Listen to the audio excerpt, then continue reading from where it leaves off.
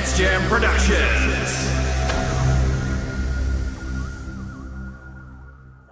Hi, I'm Newhouse. And I'm Matt Smith. And we're going to tell you about the classes we taught at DCSX this weekend. The first class that we did on Friday was one that was about making connection better, making everything you do better. We started out doing some exercises in this class. We got ourselves into a nice comfortable position, nice distance from each other, and we looked at the two main modes of communicating with your partner in this dance. One is through compression, where you're bringing your weight a little towards your partner. And we both brought our weight onto our forward foot. We used a triangular base instead of a square base to add stability, so that we can do these exercises without having to do a lot of work beyond what our body weight is doing. So we went towards each other enough to get that feeling of compression, but not so much that if one of us let go, the other one would stumble at all. That's too much if you're giving your partner your weight enough to make yourself stumble. We also did tension, where we took our weight away from our partner onto our rear foot. We made sure we didn't go all the way onto the heel, because again, we get unstable when we do that. And we also made sure we didn't lean from our shoulders, because again, it's harder to maintain your stability there.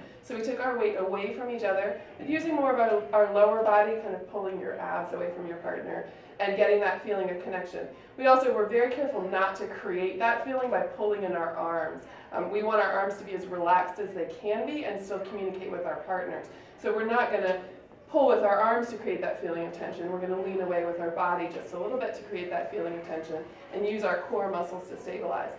Once we were in that tension position, we looked at how we can move in either direction in tension. And this was a fun one for leaders and followers to work on. We also switched into compression and moved each direction. Then we did an exercise where as we moved, the leader would shift from tension to compression, wait until your partner figured out what you did, and then keep moving. We reversed it and had the follower switch from compression to tension, or vice versa, and wait until they communicated that before moving again. We talked about that. Usually what we want to have happening in the dance is the leader sets those changes, and the follower responds to them.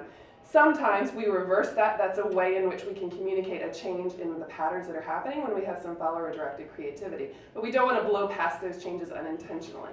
We also did a pattern to kind of apply those concepts. We took our sugar push and we just extended it. So we stayed in tension at the beginning of our sugar push.